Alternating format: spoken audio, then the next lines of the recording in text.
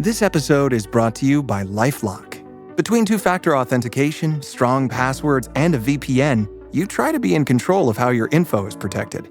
But many other places also have it, and they might not be as careful. That's why LifeLock monitors hundreds of millions of data points a second for threats. If your identity is stolen, they'll fix it, guaranteed, or your money back. Save up to 40% your first year. Visit lifelock.com/podcast for 40% off. Terms apply. This podcast is brought to you by Carvana. Got a car to sell but no time to waste? Hop on to Carvana.com to get a real offer for your car in seconds.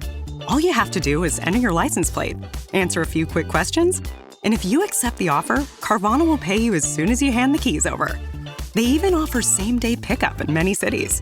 Save your time, score some cash, and sell your car the convenient way to Carvana. Pickup times vary. Fees may apply. Shopping is hard, right? But I found a better way. Stitch Fix online personal styling makes it easy. I just give my stylist my size, style, and budget preferences. I order boxes when I want and how I want. No subscription required. And he sends just for me pieces, plus outfit recommendations and styling tips. I keep what works and send back the rest. It's so easy. Make style easy. Get started today at stitchfix.com/Spotify. That's stitchfix.com/Spotify. Your burger is served, and this is our finest Pepsi Zero Sugar. Its sweet profile perfectly balances the savory notes of your burger. That is one perfect combination. Burgers deserve Pepsi. Choice Hotels get you more for your money so you can maximize any road trip. And as your vacation maximizationer, I'm going to make sure you hear the maximum sizzle of Comfort Inn's free hot breakfast. Let's get real close. Maximum apple. Now that's fresh crispimization. Maximum waffle. Hear that crunch. And that's maximum coffee. Oh yeah, that's the pour I'm talking about. Breakfast maximized before hitting the road. Check into more. Book direct at choicehotels.com. On WhatsApp, no one can see or hear your personal messages. Whether it's a voice call, message, or sending a password. To WhatsApp, it's all just this.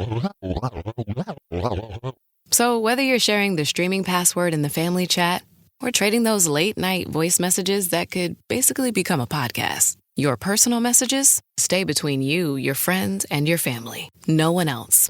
Not even us. WhatsApp. Message privately with everyone. With the Venmo debit card, you can Venmo everything. Your favorite band's merch? You can Venmo this. Or their next show? You can Venmo that. Visit venmo.me/debit to learn more. The Venmo MasterCard is issued by the Bancorp Bank N.A. pursuant to license by MasterCard International Incorporated. The card may be used everywhere MasterCard is accepted. Venmo purchase restrictions apply. Raise the rudders! Raise the sails! Raise the sails! Captain, an unidentified ship is approaching. Over. Roger. Wait, is that an enterprise sales solution? Reach sales professionals, not professional sailors. With LinkedIn ads, you can target the right people by industry, job title, and more. We'll even give you a $100 credit on your next campaign. Get started today at linkedin.com/results. Terms and conditions apply. This episode is brought to you by Polestar. There's only one true way to experience the all-electric luxury SUV Polestar 3, and that's to take a test drive. It can go from 0 to 60 in as little as 4.8 seconds, with the dynamic handling of a sports car. But to truly understand how it commands the road, you need to be behind the wheel. Up to 350 miles of range, the 3D surround sound system by Bowers & Wilkins. It's all something you have to experience to believe. So book your test drive for Polestar 3 today at polestar.com. If you went on a road trip and you didn't stop for a Big Mac or drop a crispy fry between the car seats or use your McDonald's bag as a placemat, then that wasn't a road trip. It was just a really long drive. Ba-da-ba-ba-ba. At participating McDonald's. Welcome to the HCI family of podcasts. We're your source for personal, professional, and organizational growth and development. We share our own original research, explore industry trends, and interview executives and thought leaders from across the globe. Join us for practitioner-oriented content around all things leadership, HR, talent management, organizational development, and change management. Maximize your personal and organizational potential with the HCI family of podcasts. Jodi McPherson, welcome to the conversation today. Thank you. It's a pleasure to be with you. You're joining us from the Denver area. I'm south of Salt Lake City in Utah. And today we're going to be talking about the impact of AI on entry-level work. This is a super interesting topic to me. I'm an HR guy. I am a professor. I teach HR in the university space. And of course, I do consulting work with organizations as well. And disruptive technologies generally, automation more specifically, and AI, advanced robotics more specifically still. This is keeping people up at night. This is really concerning people in terms of job displacement. People are really concerned. And generally speaking, I would say, a lot of these concerns, I think, are ill-conceived. I don't think we're going to see like huge amounts of like tremendous displacement in the near future. But just like other types of innovation, yes, there will be displacement over time. We will have to see reskilling and upskilling, just like we have seen at any other point in time as there's been new innovations. But when it comes to entry-level work, it's a really interesting conversation. And since I'm a university professor and I'm preparing students to go into the workforce, this is something I'm particularly interested in.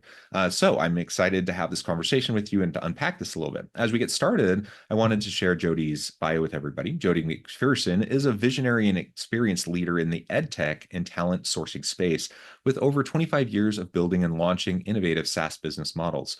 As the CEO and co-founder of Work Simpler, she has created a next-generation freelance platform that connects companies with qualified students for on-demand fractional paid work, simplifying the hire and education process for both parties.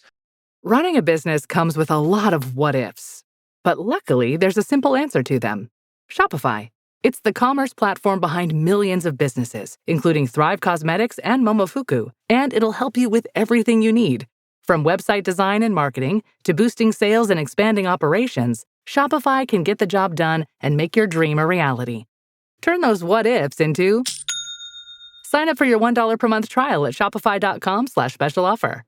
Eczema isn't always obvious, but it's real. And so is the relief from Ebglyss. After an initial dosing phase, about 4 in 10 people taking Ebglyss achieved itch relief and clear or almost clear skin at 16 weeks. And most of those people maintain skin that's still more clear at 1 year with monthly dosing. Ebglyss, lebrikizumab LBKZ, a 250 milligram per 2 milliliter injection, is a prescription medicine used to treat adults and children 12 years of age and older who weigh at least 88 pounds or 40 kilograms with moderate to severe eczema, also called atopic dermatitis, that is not well controlled with prescription therapies used on the skin or topicals, or who cannot use topical therapies. Ebglyss can be used with or without topical corticosteroids. Don't use if you're allergic to Ebglyss. Allergic reactions can occur that can be severe. Eye problems can occur. Tell your doctor if you have new or worsening eye problems. You should not receive a live vaccine when treated with Ebglyss. Before starting Ebglyss, tell your doctor if you have a parasitic infection. Searching for real relief? Ask your doctor about Ebglyss and visit ebglyss.lilly.com or call 1-800-LILY-RX or 1-800-545-5979. Hey business owners, we know you know the importance of maximizing every dollar. With the Delta SkyMiles Reserve Business American Express card, you can make your expenses work just as hard as you. From afternoon coffee runs to stocking office supplies and even team dinners, you can earn miles on all your business expenses. Plus, you can earn 110,000 bonus miles for a limited time through July 16th. The Delta SkyMiles Reserve Business Card. If you travel, you know. Minimum spending requirements and terms apply. Offer ends 7/16/25. Amazon One Medical presents Painful Thoughts. I've been on hold to make a doctor's appointment for 23 minutes now. The automated voice has told me 47 times that my call is very important to them. I'm starting to think that they don't think my call is important at all. With Amazon One Medical 24/7 virtual care, you'll get help fast without having to remain on the line to make an appointment. Amazon One Medical. Healthcare just got less painful. Hey, it's Ryan Reynolds here from Mint Mobile. Now, I was looking for fun ways to tell you that Mint's offer of unlimited premium wireless for $15 a month is back. So I thought it would be fun if we made $15 bills. But it turns out that's very illegal. So there goes my big idea for the commercial. Give it a try at mintmobile.com/switch. Upfront payment of $45 for 3-month plan equivalent to $15 per month required. New customer offer for first 3 months only. Speed slow after 35 gigabytes if network's busy. Taxes and fees extra. See mintmobile.com. I think that's fantastic. Anything else you would like to add by way of your background or personal context or that of your company before we dive on in? Yeah, I mean, this is very near and dear to my heart. I worked in EdTech for most of my entire career, 30 plus years. And there are options and solutions. And so we're both profit and purpose and how we think about things, but really getting to underrepresented students while businesses get productivity. So really shifting the landscape of how we think about productivity and hiring. So let's dive on in and talk about like how do we get students more paid relevant experience leading into their first entry level full-time jobs? I think that's a big piece of this, right? So you have kind of the traditional student, they leave high school, they go into college, 18-year-old student, they go through 4 years of university. They're now leaving the university space, 22-ish years old, maybe a little bit of part-time experience, but not a lot of work experience. How ready are they for the workforce, especially in this day and age where there's all this disruptive technology? That's a big question for a lot of employers. And frankly, a lot of employers are saying they're not that ready, right? Now, there's a big caveat to that, and that is that we have a lot of non-traditional students. The landscape of higher ed is shifting dramatically. And so, I'm at a university, for example, where, only a fraction of our student population is that traditional student that I just described. So, we have a wide variety of different types of students that we serve. And I think that's true, increasingly true of universities across the United States. But the point being still that a lot of students coming out of university may not have a lot of relevant work experience. So how do we embed more of that experience into that experience into the university time frame so that they can come out a little bit more, may I say, shovel ready, like a little bit more ready to hit the ground running? Thoughts on what we can do to give students more paid relevant experience during the process of their education? Yeah, I love that you called it a university timeframe. I think there's a couple things I want to kind of share with that. Like there are several groups, and I think these are positive, who believe that they can embed work type of experience as projects at the end of a class. I think there's value in that, so I wouldn't stop doing that. But I don't think that replaces being on the hook for paid productivity. And at the same time, post-COVID internships have not rebounded, right? So there's not enough internships. And even with internships, those are great. And they're more of an audition for a student and less about productivity for the business. So they're not all structured super well. Mm-hmm. So what we try to do is we came in later and we said, if we could start from the beginning, what would we do? And what students want is paid short-term work. They don't want long-term commitments. It's hard for them to get the swing of longer-term commitments while they're in school. So that bodes well for short paid commitments. They also need flexibility, right? I need to be able to work at night. I need to be able to work during the day or on my classes. That's another piece. They also need work that they understand how to do, right? They need a really good process, really good training on the task. And what we find when we do those things, they do very good work. They commit on time or ahead of time. And the quality goes way up, which has always been a risk with students. So we've kind of mitigated those risks on the student side. And from a work standpoint, from a company standpoint, instead of asking a company to commit to a full internship program or more full-time work, or put the effort onto a hiring manager or somebody in their company that doesn't really know how to work with a student, we say, give that to us. If you give us a set of work or projects, we will productize it, and then we will distribute it against students. And what we do is we break it into 4-week sprints. And then if we need 10 students, we hire 10. If we need 60, we hire 60. And we have automation tools to help manage that. We feel that's the best way and I have 2 students, right? We feel that's one of the best ways for them to get real work, because now it's chunked up, it's stackable. They could work for 4 weeks as a BDR. They could work for 4 weeks in online research, and they've got real skills they can put on their resume. They can articulate their skills, because another big piece of this is once a student completes something, how do they articulate what they've done? And so we provide them the verbiage as well as a credential, so that when they're putting it on LinkedIn or wherever, or they're talking in an interview, they can talk about it. So some of it is unpacking the task and productivity needs for a business, matching it, aligning it with one or more students, and bringing visibility to the process for both parties, right? And then the student understands how to take it with them. The flex nature of what we do, we've served over 3,000 students at an average of $300 per project. And about 35% of those are repeat students, meaning when they have time, they come in and look for something. When they don't, they go away. And it's so much easier for us to navigate. We push the jobs out and the work out to students. They don't have to be scouring a job board. So these more traditional things of scouring job boards, updating your resume on every single link, looking for fractional or contract work. Some students don't even know what that is. Although I'll say about 50% of Gen Z does freelance in some capacity.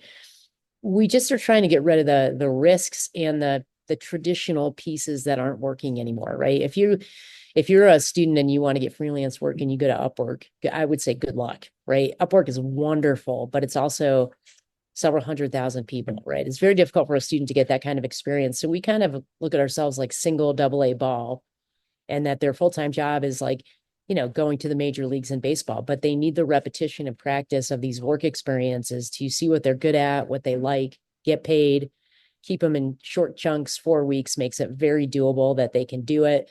We're not punitive. If someone falls out for something, we just replace it. So like when we hire, say that you hired us, and we needed 5 people, we'd have a bench of 3 people ready to go. So that if someone drops out, we can slot someone in. So we're pretty much reducing risk at every turn for both sides so they can get the experience, get the money, get the productivity, and all in about 4 weeks.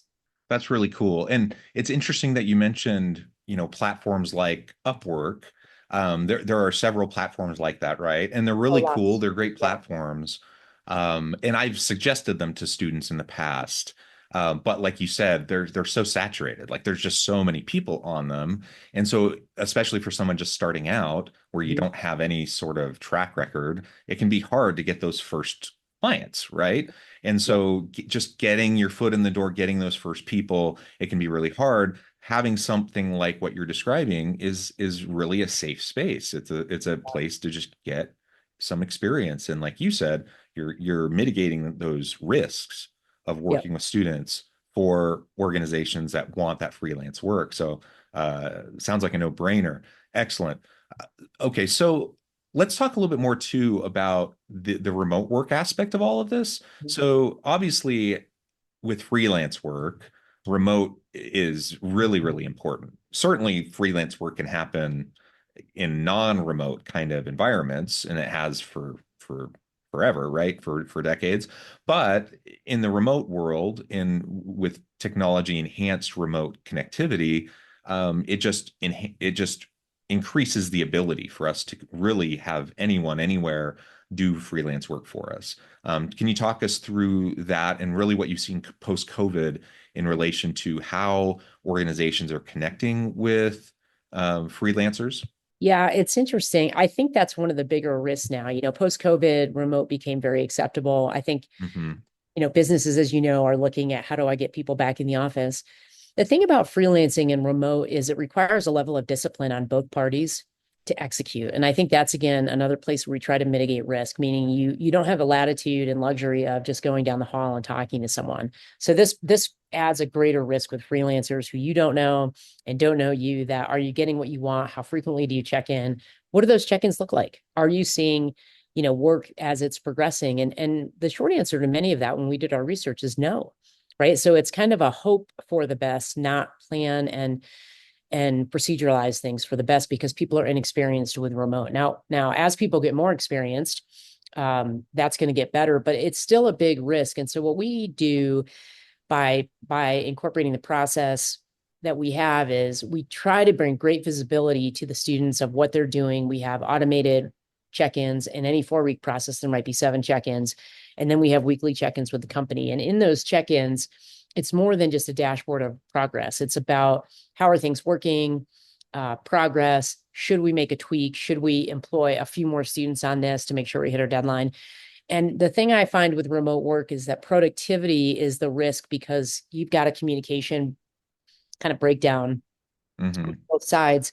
And on top of that communication, and I'm not saying it's a breakdown because people aren't trying. I just don't think we know how. Like I've learned a lot working remote of what do I expect when I go to weekly meetings? Do I set an agenda?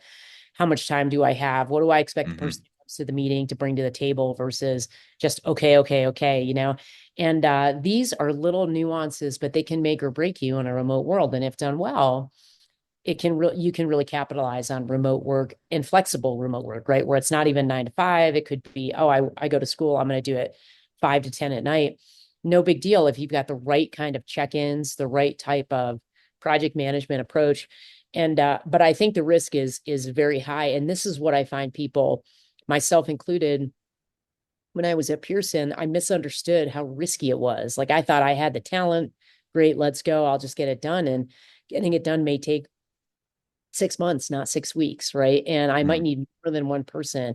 So what we're trying to do is educate and be that liaison in a way that highlights and flags things that are working or not. And that expertise is really what people who use Work Simpler, in addition to getting their work done, they're paying for. Because who has the time to learn how to manage remote new workers to an organization is very, very difficult.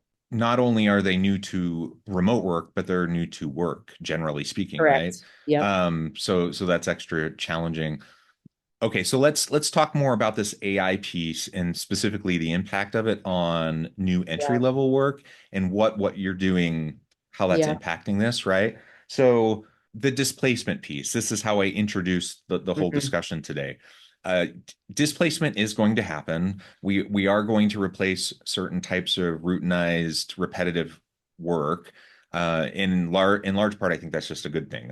Most people don't want to be doing the mindless, repetitive types of things that can be replaced by a robot or by a software or by an algorithm. And I know personally, if there's things like that I do, I would love to not have to do those things anymore. As a professor, I would love to not have to do the more tedious parts of grading, for example. That would be amazing if I could just focus on like the coaching and the mentoring and the substantive feedback that I can give to students and not the tedious stuff of feedback on a paper, right? While the students still can get the what they need to be able to improve.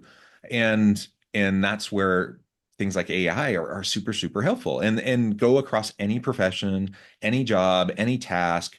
We're going to see those types of improvements. And so there will be task displacement. There will be some types of job displacement, but there will also be new types of jobs, new types of careers created that we haven't even thought about.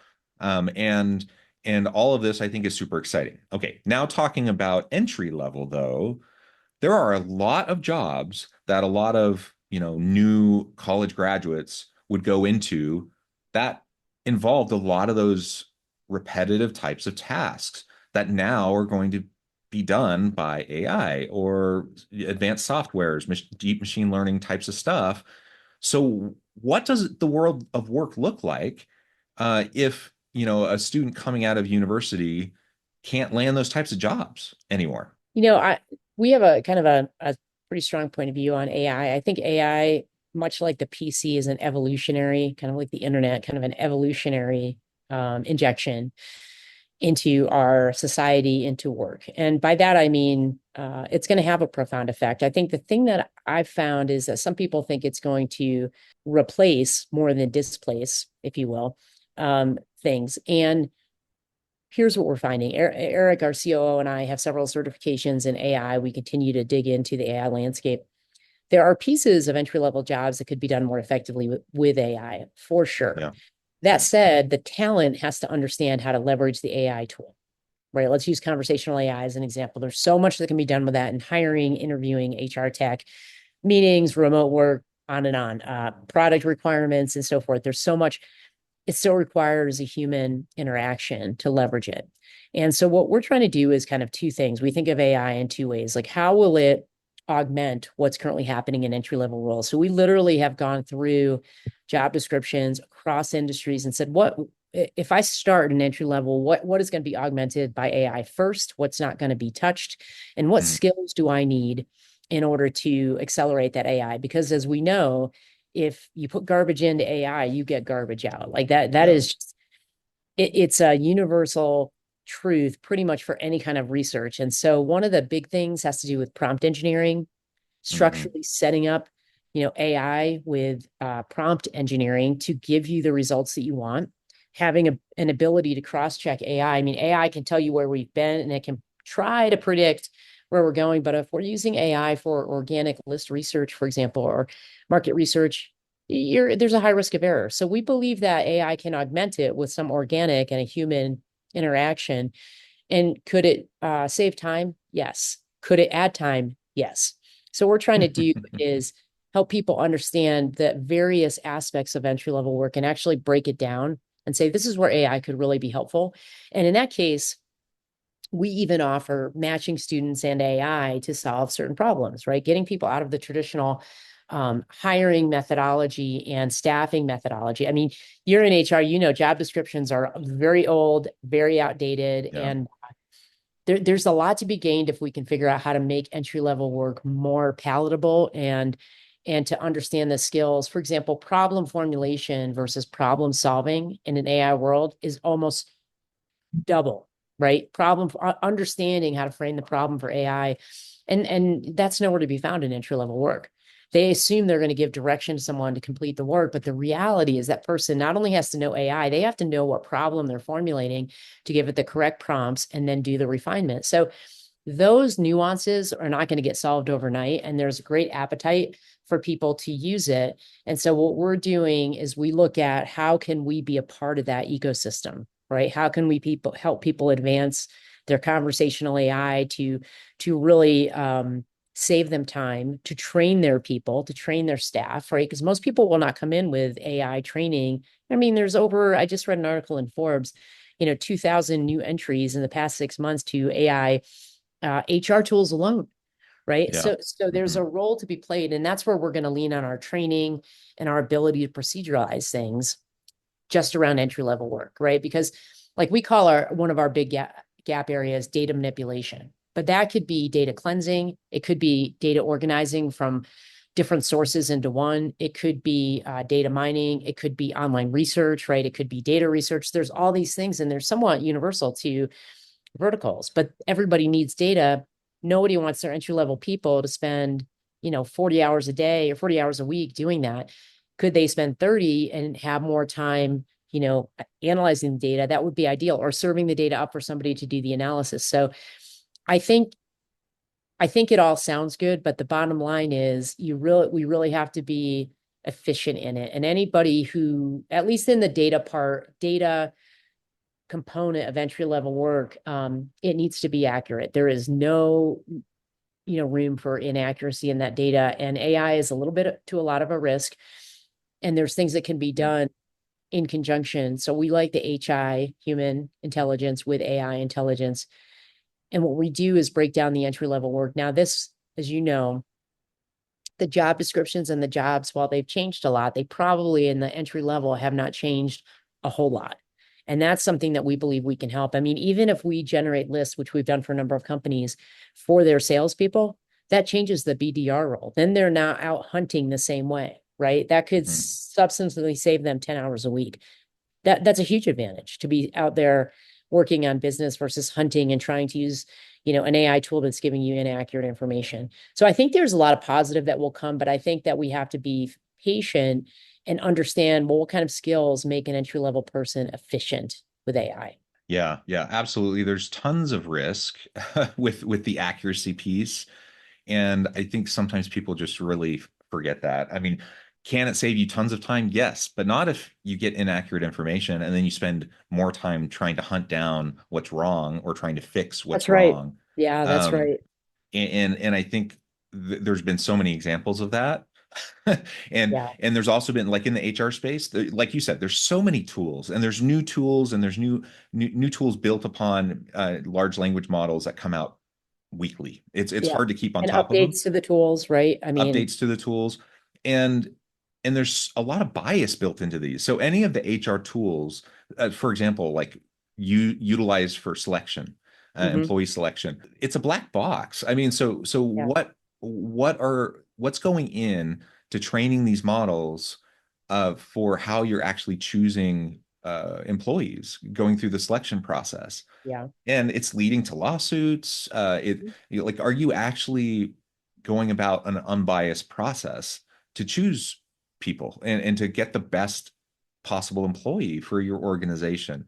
And the answer is, we don't know. I mean, honestly, we just don't know, because it's a black box, and because there's just so much bias built in via the training of the models. I think the other piece on the AI is that it's not an absolute, right?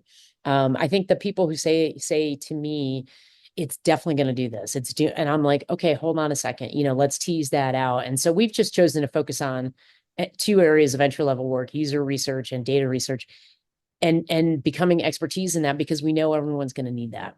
Doesn't go away. The work doesn't go away because AI is here. It just is different. And that's where you were getting at in the beginning. And I think if we can help people connect to underrepresented students in a hiring way, right? Short term, lower risk, lower cost, then we start to tease out, can we help you in a longer term way by really digging into your job descriptions and the tasks at hand that, at least at an entry level, haven't really been revisited for a long time, but need to be.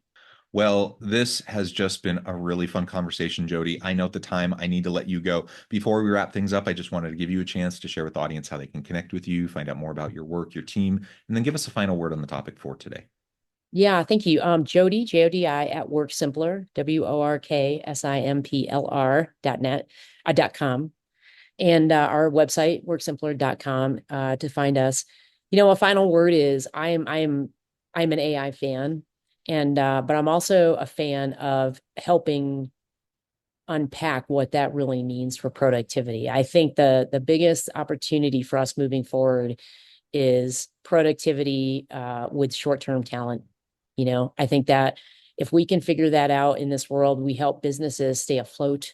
We help companies figure out ways to reach talented students and people while leveraging AI before they make an all-in big hiring decision, right? It's just that we want to be a part of the ecosystem that doesn't currently exist, which is an all-in ecosystem. And we're kind of saying, hey, if you unpack it, we think we can help. We can help in a little ways, but AI could probably be much more efficient for you if you really dig in and understand it. Jodi, thank you so much. It's just been a pleasure. I encourage the audience to reach out, to get connected, find out more about what Jodi and her team can do for you. And as always, I hope everyone can stay healthy and safe, that you can find meaning and purpose at work each and every day.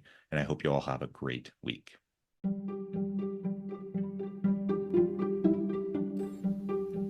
Thanks for joining us for this episode of the podcast. We hope you stay healthy and safe, and please join us again soon.